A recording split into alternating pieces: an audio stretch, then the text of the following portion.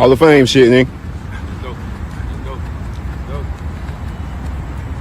Keep it. Come on, get out there. Get out there. Good catch, my boy. 5U Nation, man. Number one, man. Hey, my dog, run this shit up, man. Let's go home. We spend.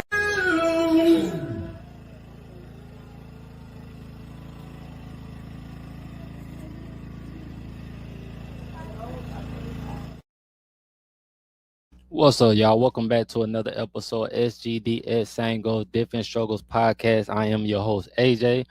If you have not ever, this is episode number 78. Let me not forget that. If you've never heard of me before, I speak about politics, music, relationship, mental health, sports, a little bit of everything, man. If you like what you hear, please click the like button, the subscribe button. I'm not going to be on real long today. I just wanted to talk about college football and NFL yesterday and maybe some politics. But what I seen, I'm going to speak on that Miami game first. What I seen yesterday, right? Congratulations to Miami, by the way, for winning. But that win was some bullshit. What I seen yesterday, the defense played outstanding, bro. But that offense, but I ain't even gonna lie, Carson Bet, but I almost got them, was ready to send your ass back to Georgia with that bullshit. Because I know the win was a big factor yesterday. The kicker missed 3 field goals, bro. Like, it was just a terrible game. And Texas A&M literally was giving us the game from turnovers, fumbles, interceptions.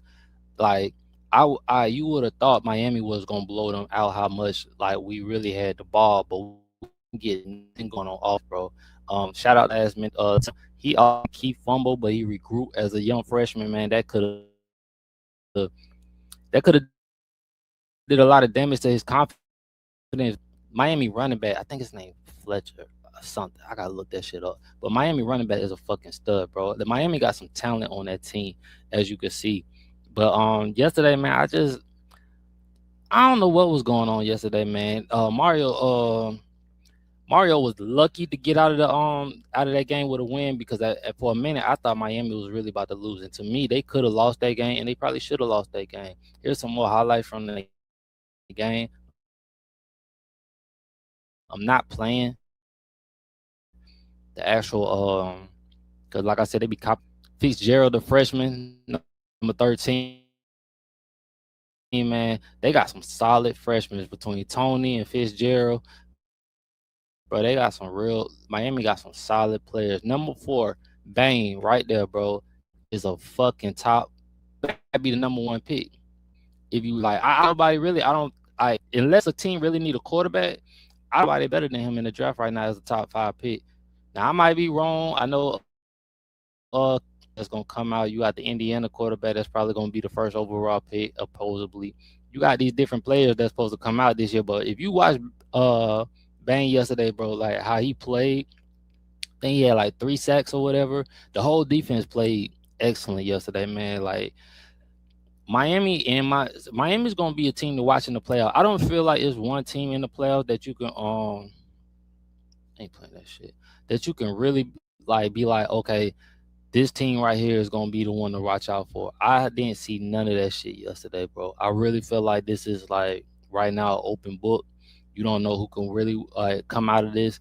James Madison actually played really better than what I thought they was gonna play, man. And I'm gonna get on Tulane in a minute, because like I told my bros in the chat, I'm not sold on the Tulane coach for Florida, and I don't care how much they like him. As far as, you know, they Georgia fans, so them telling me how good he is don't excite me at all. But they're saying that what I'm getting, or in the feedback I'm hearing, is that Florida set up the win from their offensive coordinator that they're bringing in. But mind you, we did lose our starting quarterback, DJ Lagway. We also might lose our best running back in Ball, which I'm probably more fucked up behind than losing DJ.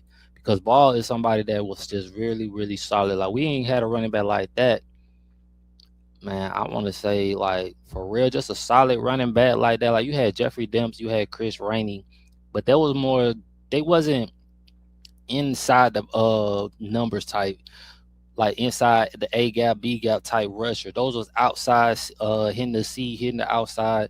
hitting the D gaps and stuff like that. Those type of, they was explosive running backs.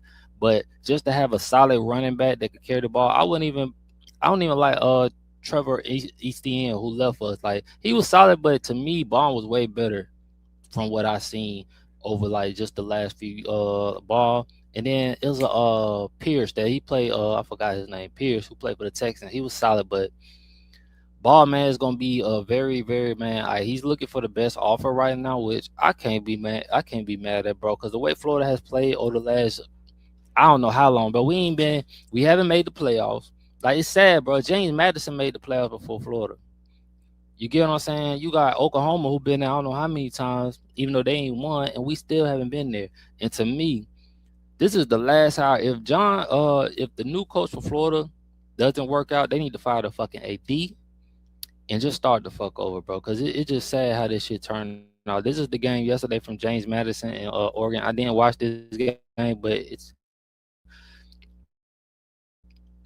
looked like a fucking blowout to me from the score right now, but it ended 34-51 if you didn't know. But it looked like just a complete blowout. And this is what I was telling my bros why I didn't really want to see James Madison or Tulane. I do not watch games to waste my fucking time anymore. Like, it's just no point in me watching that shit, bro. You get what I'm saying? So shout out to the Oregon fans. My bracket, if you did see my bracket on episode 66, I got everyone right except the Alabama one, which I should have took, because Alabama is like a second home to me, because my mom's from there, my family from there on my mom's side. So that is second home to me between them, Texas, and Florida. So those are second homes to me. But I just didn't see Alabama being a team that was going to beat Oklahoma. And the crazy part, like I said, they was up 17-0 on Alabama. And then, so the next game in the next round, bro, I want to see how Alabama come out and how they adjust to that. And y'all let me know in the chat. Do y'all have Indiana? Do y'all think Indiana is a solid team? Do you think Indiana is one of them teams that gonna be one of the teams that they come out of the come out of the playoffs and go to the championship? What's this? The financial gap. Let's see what they talking about, y'all. I ain't even gonna really read the stats from this game because it just don't make no sense. This is the Tulane. Let me see your next fall, dude. The financial gap between mid majors and the richest power conference program has grown massively over the past 15 years or so, with the upward stream of talent in this transfer and NIL universe. Not to mention coaches such as GMU, UCLA bound Bobby Chesney. It is harder than ever for a group of 5 teams to hit the hint at elite play like Boise State, TCU, and Utah. I feel like they need their own shit. You know what I'm saying? Like, let these, like, the low powerhouse teams like these, like a Boise State, you got a Tulane, you got like, cause they're not facing stiff competition. It's like, bro, you facing high school players. Like, and I ain't trying to diss nobody, but for real, it's not. You can't compare what the Big 12 and the SEC face every week to what it's like. It's not the same, bro. Like, them people, like, I don't feel like that's fair. The committee need to do something. GMU is built to continue to play at a high level with the Sun Belt. Like, come on, bro. The Sun Belt. Like, let's be real. Like, I don't like, they can't compete. And then James Madison really ain't gonna compete, because look at who they ain't hired as they fucking coach. Billy Napier. Now, I know some people might be like, he did good at Louisiana. He's a good, defensive coordinator. He's an offensive coordinator, I think. I think he's an offensive coordinator before he became a coach. I'm not mistaken, but the motherfucker went and hired. Yeah, I think he's the office, because he was one of the people that was calling plays. So, yeah. Terrible. Fucking terrible. The footwork of DJ Ladway was terrible. I don't know what the fuck the quarterback coach was doing. Like, bro, it was just terrible to see every game, watching Billy call play. Billy looked like Raheem Morris calling plays, and just how he called timeout, just how he managed the game. It looked like I was watching Raheem Morris some days, bro. The author of participating in physical and impressive run at Louisiana before his tenure at Florida, taking over. But these dudes got a pretty clear indication of what if or when they make another run towards the CFB, bro. If GMU, if James Madison make the playoff again before Florida, bro, I'm just gonna have to give it up, dog. I'm about sick of this shit. Let me see. Let me go to this game real quick and see if they'll play the highlights. Ole Miss beat Tulane 41. The goddamn, it just wasn't no goddamn competition, bro. I just don't see. You can't compare these teams, bro. It just was a whole mismatch, bro. Um, One of our old Florida players right here. I could never say this fool's name, but he had 1.5 sack. Um, Let me let y'all some chat. How do y'all feel about Ole Miss and Georgia next week? Y'all know who I'm riding with, bro. I got Ole Miss. I hope Ole Miss win, but I will tell you this, right? I don't know if I say Ole Miss now, but give me a few days because I might switch that one. I think in my chart I picked Georgia. No, I picked Ole Miss because I don't know who I picked. I gotta look at that shit again, but I gotta look at that again. But if I'm not being biased, because I did a bias and a not bias. If I'm not being biased, I might pick Georgia because I believe Georgia have the better defense. But I felt like they still was solid, just a good team overall, man. And they play. Look at that, just terrible, bro. Great catch. I mean, great interception by number two. It's just and this is what I'm looking at Tulane. I'm like, bro. Hopefully, with better players, John can coach Florida to the playoff with better, and he will have better results. But like I told people in the chat before, yesterday, I'm not sold on him. He couldn't even beat Billy in a bowl game. You couldn't beat Billy in a bowl game, mind you. Like I said, Tulane players are not Ole Miss. I mean, not competing with SEC players every week. So I get that these are not the same level of competition. Like you, is a difference. But I ain't seen Cincinnati with a sorry ass Desmarilla go to war with Georgia. Mind you, different coach, different team. Understand, and I understand all that. But if y'all want me to be excited about a fucking coach from Tulane, bro, I need to see more. Look at this, 40-3, my nigga, 40-3. I'm not like that wasn't impressive. I didn't see really like nothing to me that shows that he's gonna do better at Florida. Now maybe I'm tripping. Maybe I'm just in my feelings right now about the games and shit like that. Cause like I said, yesterday was just some bullshit from watching that Texas A&M and Miami game was just everywhere, bro. You would have thought the Miami kicker was kicking for the Florida State, cause he looked like the old Miami and Florida State game when Florida State used to be at the end of the game and they used to do a wide left, a wide right. Bruh, he missed 3 field goals. So he can't do that going into Ohio State. Ohio State got a very, very good offense, bro, and a solid defense. You gonna have to execute. Carson Beck, you gonna have to show up, bro. You ain't been in college for I don't know how long. You getting up there with Bo Nix as old as you get. You gotta execute, bro. Please, like, bro, I want to see Miami at least get to Georgia. Now, what happens after that? I don't know, cause I don't know if I would rather have a loss versus Ohio State than have a loss versus Georgia. Cause if they lose to Miami lose to Georgia, I'll never hear that shit. Both my teams, Florida and Miami, losing to Georgia, I'll never hear that shit down, dog. So I need Carson Beck to get on his fucking game. Let me go back to that running back from Miami because I want to give bro his props. Y'all bear with me real quick. Number 4 right here. I want to give bro his props because I forgot his name. My bad, y'all. I ain't really been watching Miami. I need to start talking about my secondary team. I don't talk about none of my teams for real, for real. Like football just been like something I watch, but I don't really like talk about my teams like that. So if you know me, you know who my teams are. Um, and if you don't really give a fuck. Damn, let me just go to the roster, bro, so I can get bro name. Cause they be doing the most on this motherfucker. And y'all let me know, man, who y'all think, man, did your team win last week? I mean, did your team win? Uh Marion didn't even really have a goddamn good game or nothing, but I ain't hear shit about him. This is not what the fuck I was looking for. What the fuck is going on? I went to roster. All right, y'all. Running backs.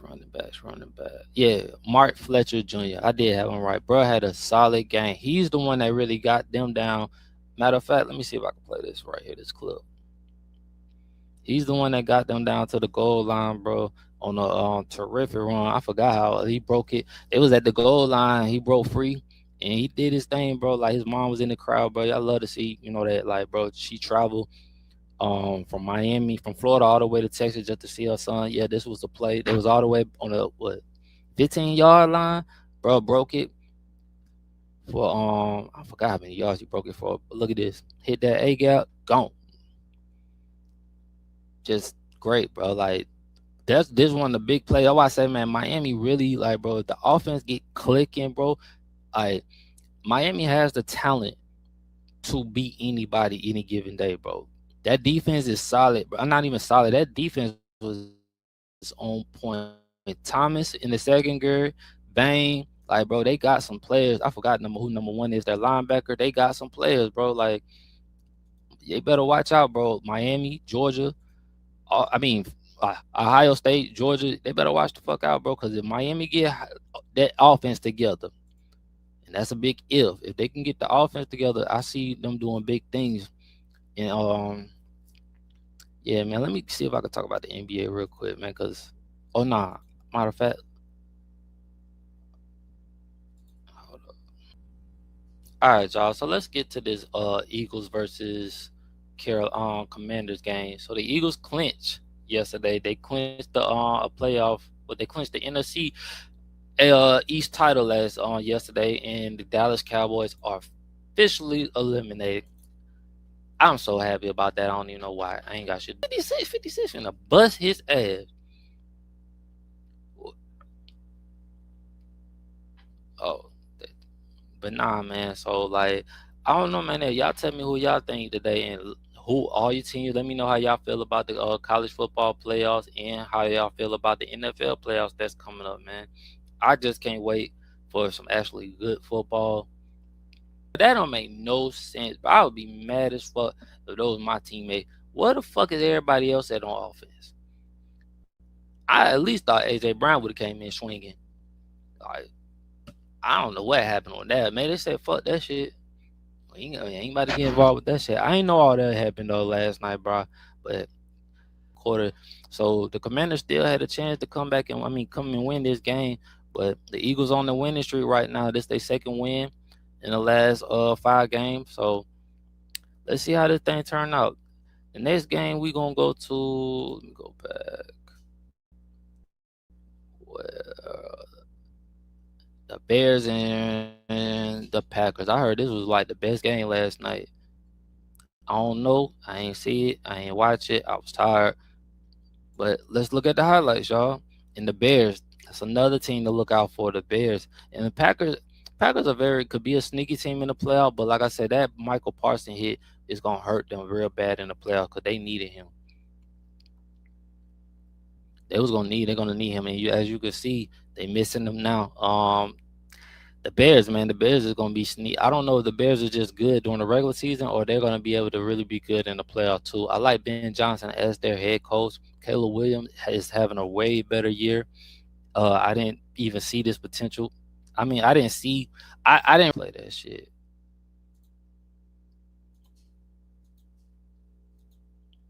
What that shit is. You replay this. I didn't know man. Like I said, bro, the Bears look like a real solid team this year, man. Look out for them, man, in the playoffs. Let me go over the NBA real quick, and then I'm gonna get on politics, and then I'm done for the day, y'all. I don't even know why I did this shit today. I just had to get how I felt about the playoffs, the college football playoffs yesterday, because that shit really pissed me off. All right, y'all. So in NBA news, we got the NBA, the Rockets versus Nuggets. Something happened between Kevin Durant and Bryce Brown, whatever the fuck his last name is, yesterday. And all I seen in the clip was what bro was like. KD said some shit that a grown man not supposed to say to a man. 9 times out of 10, you must call him a bitch or a hoe. I even had to call him something like that, bro. Because when you use that B word on it, boy, that shit hit. Boy, I don't understand certain shit, but when a man call another man, even when a female hit, boy, that shit hit. That B word hit differently, but so I don't know what KD said to that man, but Houston is one of the teams that I think could come out of the NFC, I mean the West for the NBA Finals this year. But let's see how this shit go. Look, KD with the 3-pointer at the making it what? Damn, I forgot what that score was. Jokic look like the most unorthodox motherfucker, but is a goddamn baller at like you just can't stop his unorthodox ass. Look at this shit. Somebody should have stole the ball, had all that shit, and he still made it, bro. Like he just a fucking stud, bro. KD he about to fucking fumble. I mean, lose the ball and shit. I'm over there talking about fumbling, talking about football still. And I like Houston head coach, man. The guy from Boston that came from Boston, the one that I ain't gonna speak on that past business, but he's a very, very good coach, bro. Like the Bulls, I wish the Bulls would have got him. And I'm a Billy Donovan fan, but what number one at for Houston? I forgot old boy name Thompson, but Houston is a very solid team. I think Houston is one of the only teams in the playoffs. I mean, in the West that can really beat the Thunder when it comes down to it. I don't know about anybody else right about now, but this coach right here, that nigga good as fuck, bro. Like he had Boston. I think he would have won. He should have won. He was gonna win a few championships in Boston. All right, y'all. Next game. Damn, I stop. Hold on, y'all. My bad. Stop the screen. Oh, go back. And I ain't gonna play every game, y'all. Everybody clips, but as you can see, the Rockets did win 115 to 101. That they moved now to 17 and 8. The Mavericks lost last night to Philly. That's crazy. Mavericks is. I want to see how the Mavericks will be when Kyrie come back. I know Kyrie, is a little older, coming off of ACL, but I really do want to see how they will be with Cooper Flag, AD, and Kyrie as a team together. Hopefully they can match and make a late run. But Terrence Maxey had 38 points. Bro, balled out. Next game we got is Celtic versus the Raptors.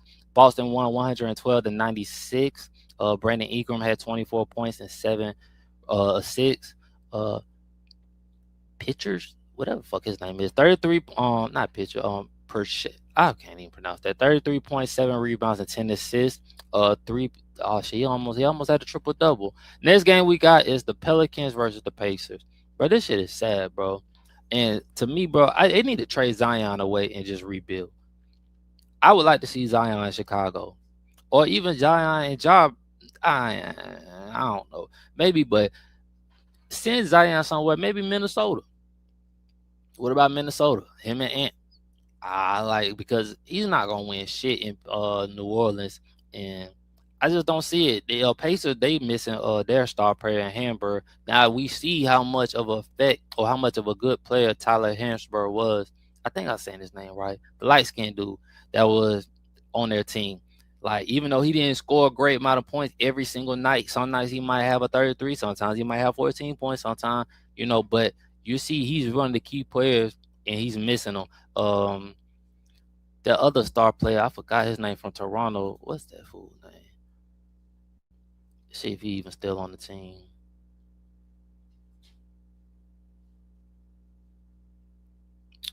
He came from Toronto. What the fuck is bro name? Yeah, him. Pascal. I don't know what the hell Pascal is doing this year without oh boy, without let me see.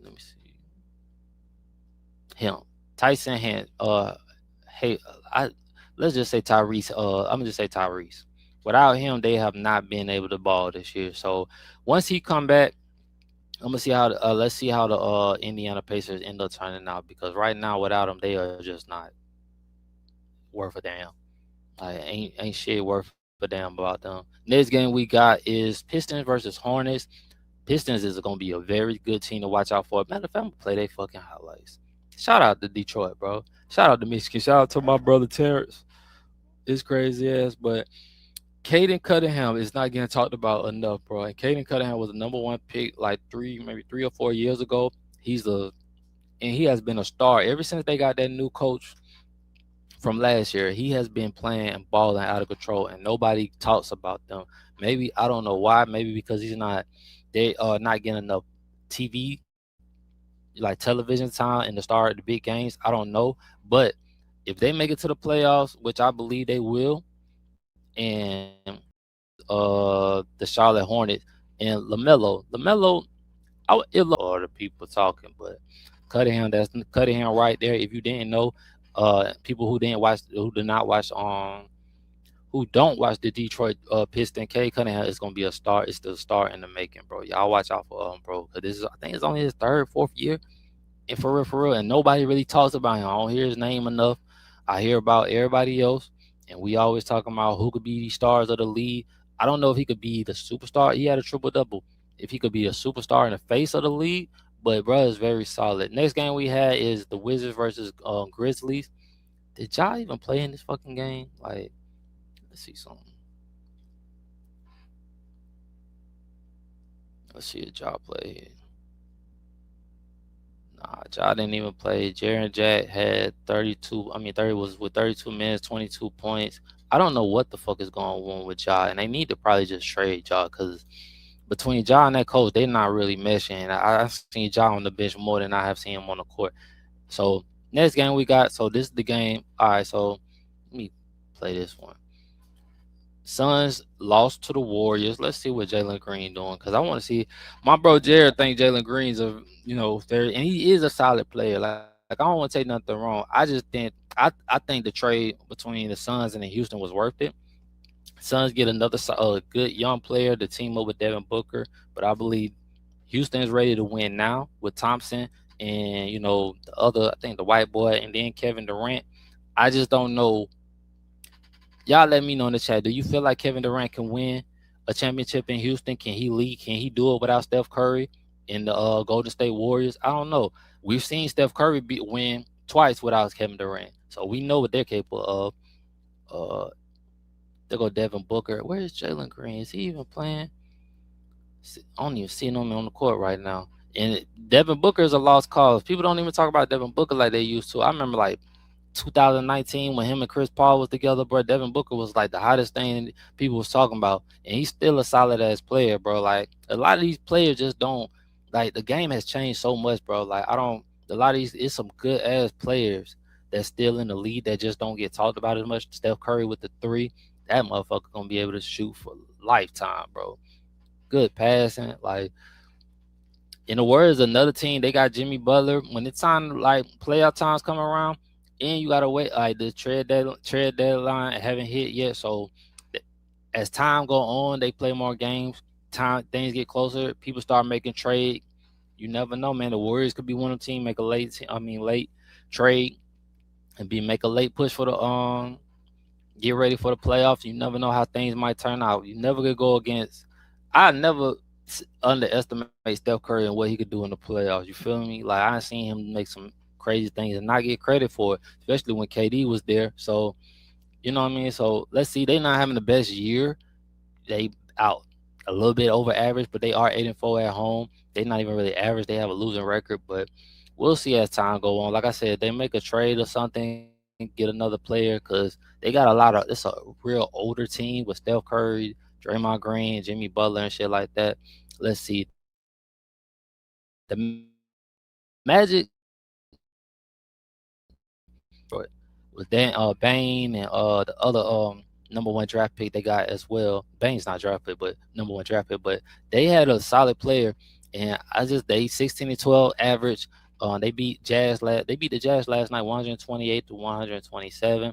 Hopefully they can get it going and get some really become a better team and see how things might happen.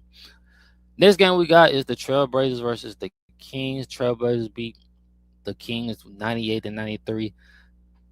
Chauncey, this looked bad on Chauncey because the Trailblazers are playing, even though the record not great, they're playing well. They're playing way, way better. And with all that shit, the allegations going on and shit with the gambling and how they was losing, just like they was throwing games, it really don't look good with them being like this right now. Even though they're not great, like they're better than the Kings, and the Kings need to blow that whole fucking team up. Because if you watch the Bulls, you'll know that DeMar Rosen and Zach Levine just ain't gonna get it done. Like I don't know what the fuck Russell Westbrook's doing on there, and how the fuck did a Schroeder become your leading scorer for this game? Like I see why y'all lost. Maybe I don't. Let me see who played this game, cause I don't want to say the players was there and they wasn't there. So Rosen played, Westbrook played. Okay, so Zach Levine. Why Malik Monk ain't playing? Malik Monk can ball. I don't know why he's not playing, but what did Rosen? Rosen had 15. Like that's just not gonna cut it, man. They need to blow that whole fucking team up. And then the last game, y'all, we got what is it? The Lakers. I think they lost, if I'm not mistaken. And these are games from nah. That's the gay game. See something. Okay, that's last night. Yeah. So the Clippers beat the Lakers last night. 103 to 30. I mean 103 to 88. LeBron had 36 fucking points. Leonard had 32 points, 12 rebounds. I'm gonna play this game real quick. See the highlights real quick from this game. Hopefully these motherfuckers do not copyright my shit. But nah, that looked like a pretty.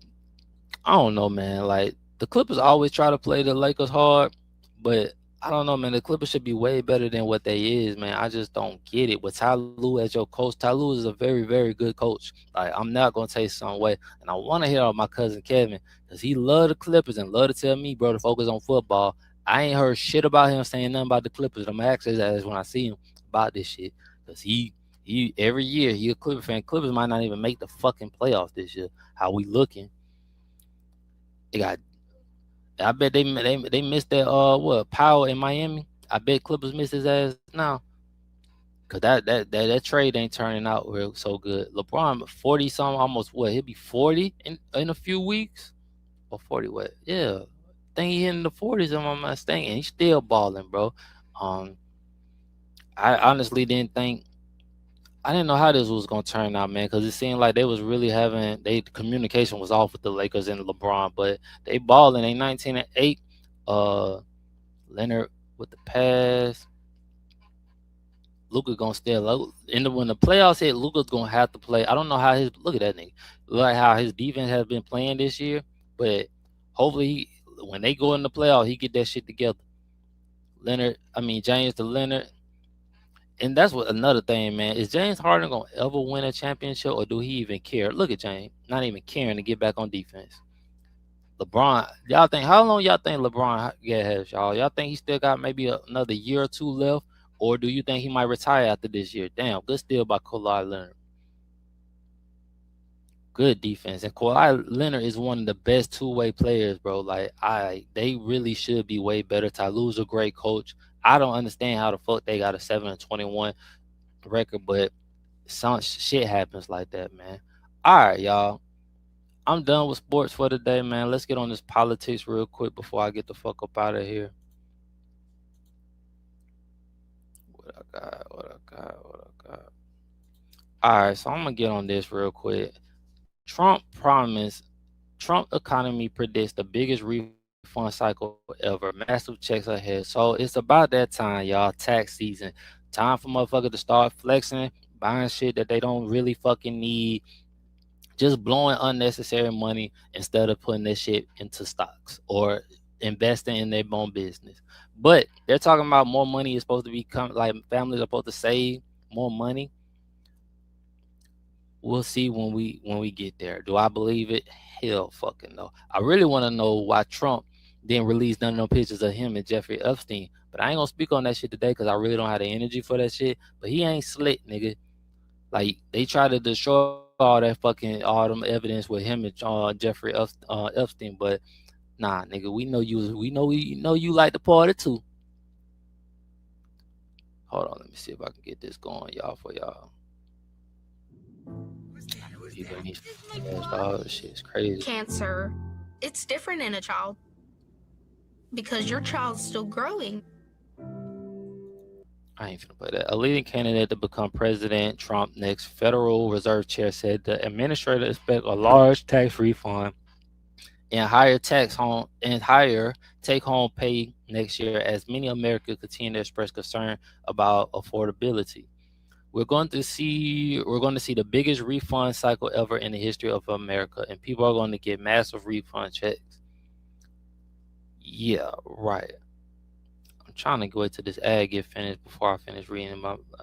We're expecting just that part. We're expecting just that part of it alone to be worth a couple $1,000 refund. The numbers are striking. During his Wednesday evening addresses, during his Wednesday evening address, President Trump said the administration expect the largest tax refund of all time next spring and claimed many families would save between $11,000 to $20,000 annually. That's a lot of fucking money for families to be saving. In this type of economy where everybody really going through shit, I don't see that happening, but I might be wrong. And who are the people he's talking about? Because like I said, are we talking about the low income people and the middle class people that he has destroyed and been part of destroying to make his friends richer and all this shit? Is he just talking about these families that might be trying to do different things to get different tax cuts and shit like that to save for that $11,000 or $20,000? Who is he really talking about, and who's those people? Because from what I'm seeing, man, I see a lot of people hurting, and I don't know how this shit like is really gonna go down and how things are gonna get any better. I'm trying to figure out how he gonna allow people, the other countries, to come from to the World Cup that he's banned.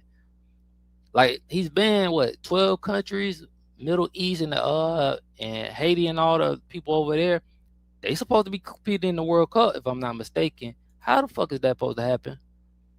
Somebody let me know in the Price chat. index out about an hour ago. Prices up 2.7% in the last 12 months. White House National Economic Council Director Kevin Hassett joins me now. Good morning, sir. Looks to me like inflation is cooling. You gotta like that. Yeah, it was just an absolute blockbuster report. You know, we before the numbers come out, we look at the forecast from everybody we can find on Bloomberg. We've looked at 61 forecasts, and this number came in better than every single one of them. Yeah. Not a single economist surveyed by Bloomberg got it right. And the thing that I like to look at, Stu, and you've heard me say this for years and years since I've been on your show, is that we need this and then annualize it. Core inflation is only 1.6% now. And so basically what's happened is, as we predicted throughout this term, that if you really put the pedal to the metal on aggregate supply, then that's going to put downward pressure on prices, and that's what we're seeing. So we've got high growth, and we've got core inflation running at 1.6% if you look at the last quarter. And I think that's about where we should be. And don't forget, that's where we were last time in President Trump's first term. We were growing in the 3% range, and we had inflation in the 1% range. And it looks like that's where we are again. So I think that this is just an astonishingly good CPI report. Now, the president is speech last night, he's promising an historic boost in take-home pay next year, 2026, and the largest tax refund of all. Listen to this. Yep. You will see in your wallets and bank accounts in the new year, after years of record-setting falling incomes, our policies are boosting take-home pay at a historic pace. Next year, you will also see the results of the largest tax cuts in American history that were really accomplished through our great, big, beautiful bill, perhaps the most sweeping legislation ever passed in Congress. Under these cuts, many families will be saving between $11,000 and $20,000 a year, and next spring is projected to be the largest tax refund season of all time. Kevin, he's saying this as a new Fox poll shows only 11% of voters think they're getting ahead with their finances. 44% say they're falling behind. Vice President Vance said, hey, we've got to have some patience. Kevin, when will people start to feel things tangibly improve? Well, I mean, right now, if you look at what's happening with the lower inflation and the higher wages, you saw in the jobs report that that the latest wage number was that wages for the typical worker were up 3.7%. So if you're running 3.7% wage increases at 1.6% core inflation, then real wages are growing at a rate of about 2.5%. By our estimates right now, blue collar workers have already seen an almost $2,000 raise this year after inflation, because wages are growing so much faster than prices.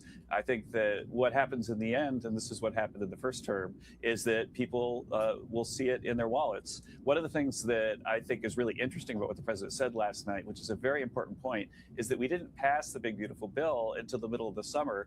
And so that a lot of the tax changes which affect last year weren't in any tax forms that people filled out at the beginning of the year. And so we are going to see the biggest refund cycle ever in the history of America, and people are going to get massive refund checks. So for the typical person who's a tip worker or gets overtime pay, we're expecting just that part of it alone to be worth a couple $1,000 refund. And we're going to definitely have a big PR campaign at the beginning of the year urging people to file early so they can get the money that they're owed from taxes this year.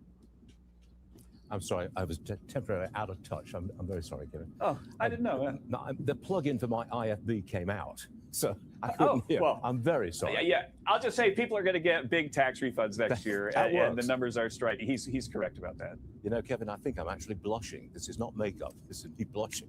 That's never happened to me before. Anyway, let me move on. Trump says housing affordability, a top priority for the new year. Sure. Watch this. I'll soon announce our next chairman of the Federal Reserve, someone who believes in lower interest rates by a lot, and mortgage payments will be coming down even further early the new year. And you will see this in the new year. I will announce some of the most aggressive housing reform plans in American history. A major factor in driving up housing costs was the colossal border invasion. Kevin, what does aggressive housing reform actually look like?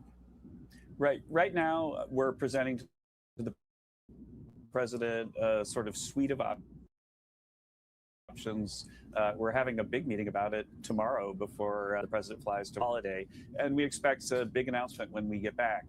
But the bottom line is that if you look at the typical first-time home buyer, the median first-time home buyer, then their annual pay mortgage went up by $14,000 under Joe Biden because we had runaway inflation and much, much higher interest rates. And so that $14,000 hole has made it so that we've got like the fewest young people buying homes that we've ever seen. And the average age of a first-time home buyer is around 40 years old now. And that's something that's just much, much different than the history of American prosperity. And we're all in on fixing it. And the president's right. He's had everybody in the team meeting around the clock, really, to get him all the options that and we're going to present them to him maybe even tomorrow. And they've been really gone over with a fine-tooth comb. So how long before you're going to present the changes tomorrow, how long before they're implemented and home buyers see some action? Well, there are lots that we can do, regulation, get stuff, approved. There are things that we could do through legislation by changing potentially the tax law so that people who don't itemize can get a mortgage interest deduction. That's one of the ideas that's possibly going to be floated. And we can also do things like reward states that make it easier for people to build a new home. There are lots and lots of policies on the table. And I think in the end, what you're going to see is with all the income growth that we're generating with the supply side boom that we've created, it's going to be much, much easier for people to buy a home. We want to make it much easier to build a home. If you look at what's happened, to the fires in California, there's only been like one home rebuilt so far. And that's because California is a regulatory nightmare for home builders. We're trying to come up with a way to use the federal government to fix that. Can we get mortgage rates back below 6% anytime soon? If you look at today's inflation report, there's lots of room, as President said, there's lots of room for the Fed to cut rates because right now core inflation's running about 1.6%. That's below the target. I want to just go back to the tax refunds. They're going to be big and they're going to be immediately available. What about bigger paychecks? Are there some changes that have been made to the taxation which will appear in the form of a bigger paycheck for many people early Sure, next year? and that's already happening because we've got we put on the corporate side, we put expensing in so that everybody has, the firms have a big strong incentive to build a new factory, and we've been following the new factory construction. There've been groundbreakings, more than 30 groundbreakings for factories that are bigger than $1 billion investments, and that creates a demand for labor, which increases the wage. And again, in the jobs report we just got, wages are now increasing at a rate that's almost at 4%, which is much, much higher than the inflation rate. Last one, Kevin. Senator Rand Paul's calling for an audit of the Federal Reserve. You're a favorite to be the next chair of the Federal Reserve. Do you like the idea of an audit? I think that the Fed needs to be 100% more transparent than it's been, and I think that Senator Paul is right about the fact that whoever's at the Fed needs to just put all their cards on the table so we can understand what's really going on at that institution. Got it. Kevin Hassett, what a pleasure to have you on the show this morning. Thanks. Don't be a Great to be stranger. here. Come back soon, please. Thanks very much, sir. All right, Chad, how y'all feel about that? Do y'all feel like we're going to get a bigger refund this year? Do you feel like they're just bullshitting and gaslighting us? I really can't tell you the honest truth with these people because Fox might say one thing, then I can go to CNN right now and they'll say another. So it just all depends, man. I also, before I get off, now they trying to get things, they trying to do what they trying to do, but the part about it is you have already people worrying about what's going to happen in 2028. And if you don't believe me, see something, I'll pull this shit up. Thinking about 2028, you're not alone. And I've been thinking about this, but my homeboy CJ had told me, he was like, bro, shit ain't gonna hit the fan until 2027. So I don't know what the fuck we gonna be at about 2027. About half of Americans say that they're already given the 2028 presidential election set to be the first race since 2026 without a sitting president vying for the nomination on either side. At least some thoughts, according to a new CNN poll conducted by SSRS, with nearly 3 years to go to that election. About 2/3 of Americans have forgotten. About 2/3 of Americans haven't forgotten so far as to have any possible candidate in mind yet, while 33% of Americans say they do. So I don't know if Kamala Harris is still running. Like I said, I think she said she's running again. You got Gavin Newsom who said he was supposed to be running. Then what's that damn vice president? JD Vance supposed to be running as two. Those are the only three, I think. Yeah, there you go right there. Hold on. Those who have a candidate in mind name 65 people who they would like to see to make it run for the presidential. There's a little condition around any single candidate at this early stage. Most of the potential candidates were mentioned by 1% of responding or less. Okay, people, let's get this straight. And I've said this before: presidents are not elected; they're selected. And if you don't fucking believe me, go research how all these presidents, I think other than Ronald Reagan and one more, are not related. But they're all presidents are related, bro. This shit don't do nothing but remind me of an updated version of Pharaoh time, bro. None of this shit be seeming real, bro, but it's just an updated version. To me, everything changes, but it seems like history never changes. But history never changes. So our world has changed, but history repeats itself all the time. Looking just as the view of Republicans leaning independents, 20% named Vice President J.D. Vance, 4% named Secretary of State Marco Rubio, and who the fuck is Marco Rubio? And 2% named Florida Governor Ron DeSantis. Although 3% say they'll like President Trump to make another run, even though he's barred by the 2 terms limit proscribed by the 22nd Amendment of the Constitution. I'm trying to figure out, do he even listen to that motherfucker? Because I promise you, it seems like everything Trump do, he don't give 2 fucks about it. Among Democrats and democratical leaning independent, 11% named California Governor Gavin Newsom, like I said. 5% named former Vice President Kamala Harris, like I said. 4% named Rep. Alexander Oski Cortez. I don't know who the fuck that is. And 2% named former Transportation Secretary Pete Buttigieg. Here's 2% would like former President Barack Obama to make another run despite the constitutional bar. People be like, and be one of the things I just be tripping because I got into it with this girl on Instagram who swear up and down shit. She just so intelligent that she know everything about Barack Obama. Man, Barack Obama was just another puppet used by these people to draw us in like they always do. They gonna find a nigga for us to follow along. Like people want to follow along and think that they doing good for us. But look where black people are at right now, and you tell me what Obama did. Obama did to help us. If we just saying that he helped, like majority of the people he helped was in the LGBT community. He got all that shit approved for them. And it didn't really benefit. It might have benefited black women and gay men. So like it don't really like none of the shit that hell it benefit, and it might be wrong when it come to black women on things that he might benefit for them. I didn't see the benefit. And just from the research I have seen, it's not, bro. You don't see nobody doing like you see certain black people doing good, but you can't name me something. And see when I speak about certain black people, everybody, I'm not talking about the black people who wanted to be like integrated and wanted to like drink at the white people. Like it's certain black people that just love to be around white people and love to be like everybody be one.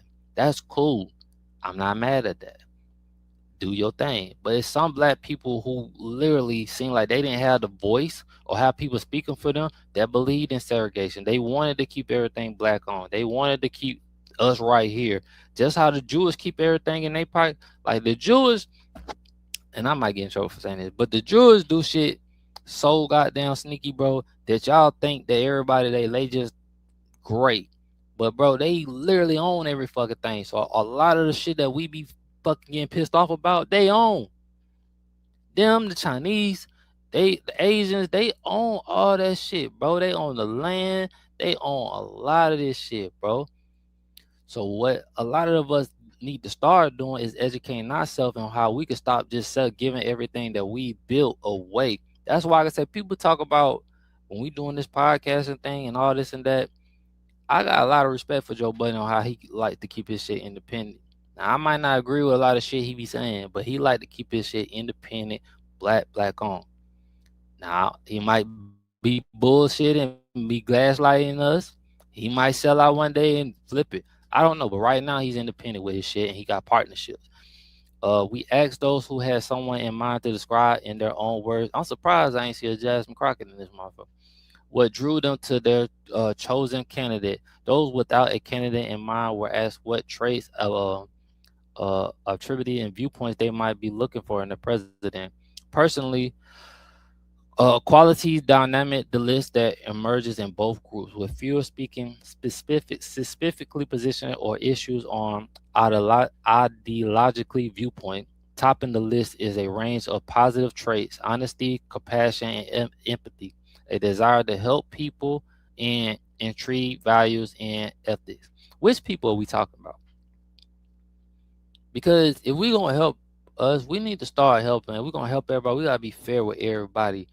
Everybody gets something except the black, like the black community, when we come, is usually like we are last to get anything. We don't get nothing at all, bro. We got to get it out the mud. That's why, bro, a lot of times niggas glorify the streets because they feel like that's all they have. Mind you, I know that's not all you have, and it is a cop out. I understand, but let me say this, bro. Just because you have an opportunity in this state, in this county, and like that don't mean that this next person might have the same opportunity in that county or in that state. Yeah, it's a street, it's a project, and it's a ghetto in every state, but every state is different. Every state has different taxes. Rules and regulation that they go by. So everybody opportunity ain't the fucking same, and everybody household ain't the fucking same. You get what I'm saying? Some kids are put at work at a certain age, so they don't get an opportunity to do everything. Mind you, we don't know what goes on in everybody's house, so we just be jumping to conclusion thinking, oh, this nigga this, or he just following this. You just don't know what goes on in people's houses these days. Cause that's where the shit started. But we seem to exempt that, and especially in the black neighborhood. We blame the teachers, we blame the principal, we blame the garbage man, we blame everybody but the parents. Like all that shit fall back on us too. But a lot of times we forget also that the parents are human. A lot of times parents don't ever look themselves in the mirror and fix what they got broken. They just pass that shit along, pass their old traits, and pass and make the excuse of this how my mom and daddy raised me, this how I'm gonna raise mine. Nobody said, you know what, this is some fucked up shit. I'm finna stop this shit. Like I just got a phone call from my nephew, his mom, and she asked me, she was like, AJ, how you do your podcast? How you be setting this shit up? And I told her, like, bro, I literally told, like, bro, I'm gonna break this shit down for you, and I'm gonna help you. Like, bro, we gotta start doing it. And see, I'm not that nigga. They be like, nah, I ain't finna give you the game. You gonna have to research this shit and do it. Like, why would I do that? It's a lot of black people that's like that. But nah, bro, like, if I can help, if I could do this, I appreciate people that just ask me, cause that mean you watching, that you respect my opinion.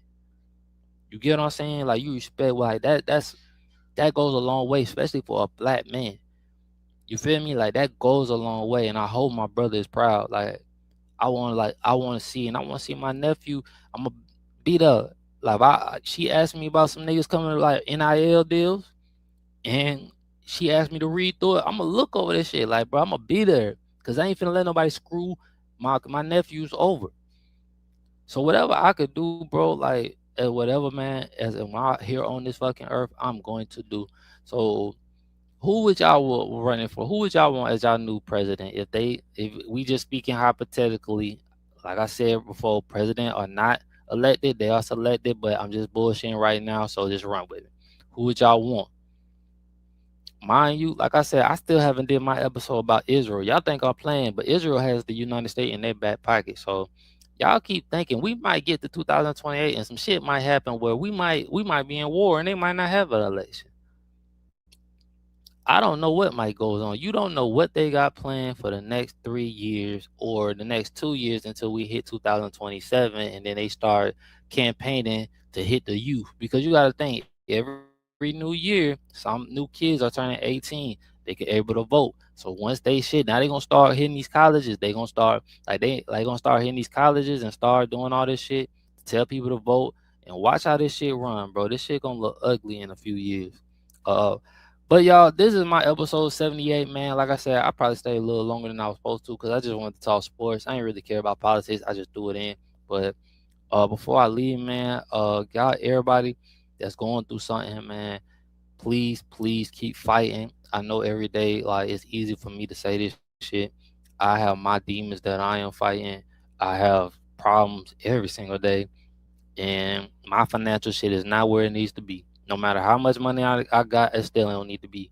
And we all going through it. Somebody's always going, like, we all somebody. I don't even want to say that, like, somebody, like, cause it's like I remember when people used to say somebody always got it worse than you, and that could be true, but how everybody handle it is different. You feel me? Like, I got shit that I feel like might be going on that might be worse than somebody else, and what they might going on might not be what I got going on, but how they handling is way worse than I'm handling. But that shit might be something that, God put on them where he feel like that's all they can handle. God might feel like I can handle all this shit because I'm just crazy how I'm wired. Everybody only can handle a certain amount of things. Everybody go through different. Some people go through grief. Some people are overwhelmed. People are not happy because they are working all these hours and not seeing the benefit of working it. You know what I mean? People are losing their mortgage, can't pay their property taxes and stuff. Just because you see other people doing good, you don't know. And like I was telling this lady that earlier, right? A lot of people that be doing good got roommates. Like y'all don't be out. Like I be out here at night, bro. Like not to brag, but I be outside at night, and I see what I see. A lot of people just be faking until they making it. They got roommates. So if I got 4, 5 roommates, and we got to split the like bills, like, but I be stacking the fuck up, dog. Like for real, stacking. If I ain't have all these people that depend on me, dog, I would be just stacking. Cause I don't need the clothes, I don't need none of all that like bullshit that don't mean shit. That nigga, I can communicate very well to pull a female. I don't need none of that shit to brag and just to pull a female. Cause that's exactly what niggas be working for.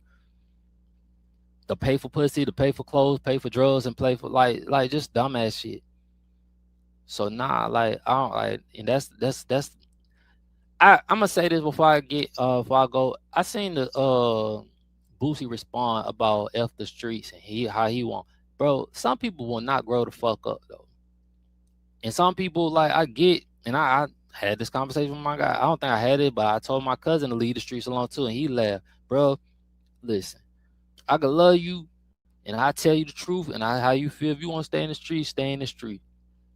But at the end of the day, bro, we already know what that shit leads to. And if you don't give a damn about yourself enough for me, to get out of that shit, then hey, do you?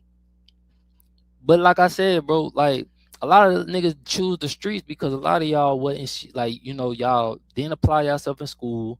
Y'all motherfuckers wasn't athletes.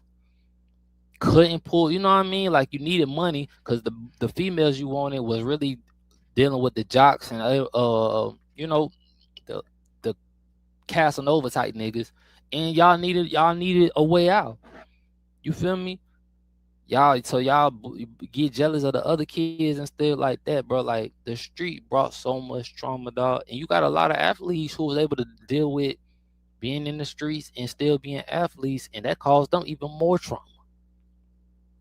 Like niggas don't understand, bro. Playing like being an athlete ain't easy. Ain't easy at all. So we have to really, bro, and we gotta stop, bro. Like if you gonna, like I said, if you verify the streets, open up, like buy the block, bro. Buy, put some jobs in those streets, so you won't have to worry about us going to put money on the net books. Like I see what's going on in Clinton County Jail, bro, and I'm so thankful that, like, bro, I just hate it out there. I see what goes on in these jails, bro. Like we are like niggas is just becoming another statistic, and you're promoting that shit. You're promoting niggas to go be another statistic.